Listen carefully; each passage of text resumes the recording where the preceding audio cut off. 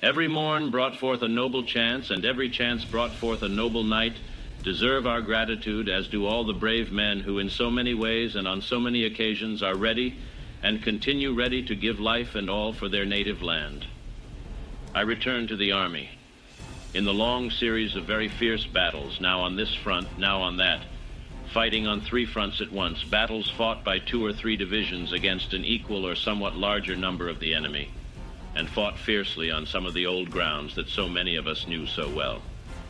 In these battles, our losses in men have exceeded 30,000 killed, wounded, and missing. I take occasion to express the sympathy of the House to all who have suffered bereavement or who are still anxious. The President of the Board of Trade, Sir Andrew Duncan, is not here today. His son has been killed, and many in the House have felt the pangs of affliction in the sharpest form. But I will say this about the missing. We have had a large number of wounded come home safely to this country, but I would say about the missing that there may be very many reported missing who will come back home someday in one way or another. In the confusion of this fight, it is inevitable that many have been left in positions where honor required no further resistance from them. Against this loss of over 30,000 men, we can set a far heavier loss, certainly inflicted upon the enemy. But our losses in material are enormous. We have perhaps lost 1/3 of the men we lost in the opening days of the Battle of the 21st of March, 1918. But we have lost nearly as many guns, nearly 1,000, and all our transport, all the armored vehicles that were with the Army in the North. This loss will impose a further delay on the expansion of our military strength. That expansion had not been proceeding as far as we had hoped. The best of all we had to give had gone to the British Expeditionary Force, and although they had not the numbers of tanks and some articles of equipment which were desirable, they were a very well and finely equipped army. They had the first fruits of all that our industry had to give, and that is gone. And now here is this further delay. How long it will be, how long it will last, depends upon the exertions which we make in this island.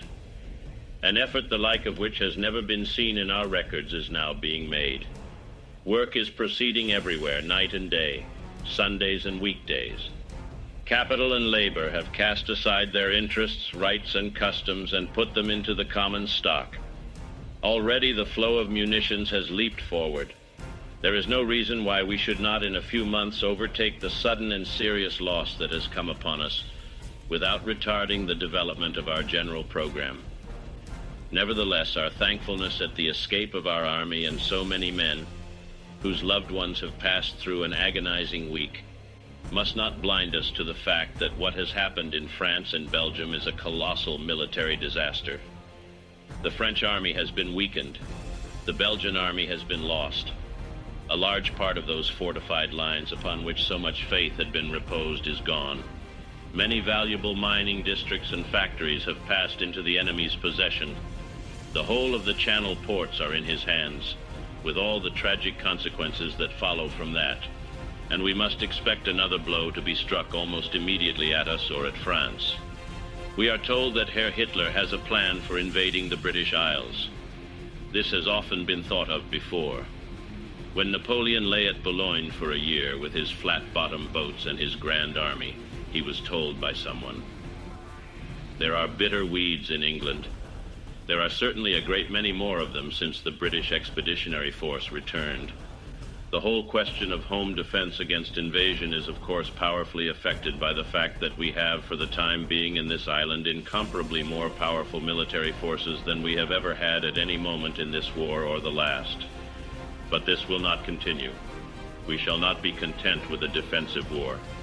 We have our duty to our ally. We have to reconstitute and build up the British Expeditionary Force once again under its gallant Commander-in-Chief, Lord Gort. All this is in train.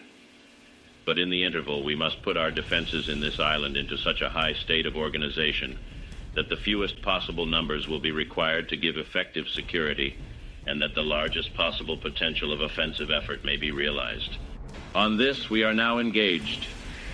It will be very convenient, if it be the desire of the House, to enter upon this subject in a secret session. Not that the government would necessarily be able to reveal in very great detail military secrets, but we like to have our discussions free, without the restraint imposed by the fact that they will be read the next day by the enemy. And the government would benefit by views freely expressed in all parts of the House by members with their knowledge of so many different parts of the country. I understand that some request is to be made upon this subject, which will be readily acceded to by His Majesty's government. We have found it necessary to take measures of increasing stringency, not only against enemy aliens and suspicious characters of other nationalities, but also against British subjects who may become a danger or a nuisance should the war be transported to the United Kingdom. I know there are a great many people affected by the orders which we have made who are the passionate enemies of Nazi Germany. I am very sorry for them, but we cannot at the present time and under the present stress draw all the distinctions which we should like to do. If parachute landings were attempted and fierce fighting attendant upon them followed, these unfortunate people would be far better out of the way, for their own sakes as well as for ours. There is, however, another class, for which I feel not the slightest sympathy. Parliament has given us the powers to put down fifth column activities with a strong hand, and we shall use those powers subject to the supervision and correction of the House without the slightest hesitation until we are satisfied, and more than satisfied, that this malignancy in our midst has been effectively stamped out. Turning once again, and this time more generally, to the question of invasion, I would observe that there has never been a period in all these long centuries of which we boast when an absolute guarantee against invasion, still less against serious raids, could have been given to our people.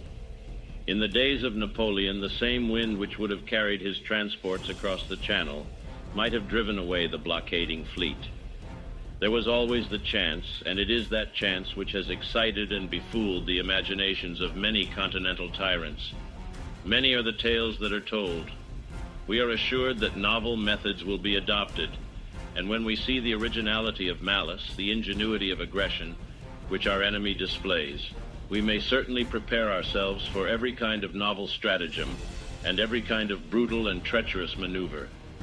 I think that no idea is so outlandish that it should not be considered and viewed with a searching, but at the same time, I hope, with a steady eye. We must never forget the solid assurances of sea power and those which belong to air power if it can be locally exercised. I have myself full confidence that if all do their duty, if nothing is neglected, and if the best arrangements are made, as they are being made, we shall prove ourselves once again able to defend our island home, to ride out the storm of war, and to outlive the menace of tyranny, if necessary for years, if necessary alone. At any rate, that is what we are going to try to do. That is the resolve of His Majesty's government, every man of them. That is the will of Parliament and the nation. The British Empire and the French Republic, linked together in their cause and in their need, will defend to the death their native soil, aiding each other like good comrades to the utmost of their strength. Even though large tracts of Europe and many old and famous states have fallen or may fall into the grip of the Gestapo and all the odious apparatus of Nazi rule, we shall not flag or fail. We shall go on to the end. We shall fight in France. We shall fight on the seas and oceans. We shall fight with growing confidence and growing strength in the air. We shall defend our island, whatever the cost may be. We shall fight on the beaches. We shall fight on the landing grounds. We shall fight in the fields and in the streets. We shall fight in the hills. We shall never surrender. And even if, which I do not for a moment believe, this island or a large part of it were subjugated and starving, then our empire beyond the seas, armed and guarded by the British fleet, would carry on the struggle until, in God's good time, the New World, with all its power and might, steps forth to the rescue and the liberation of the old.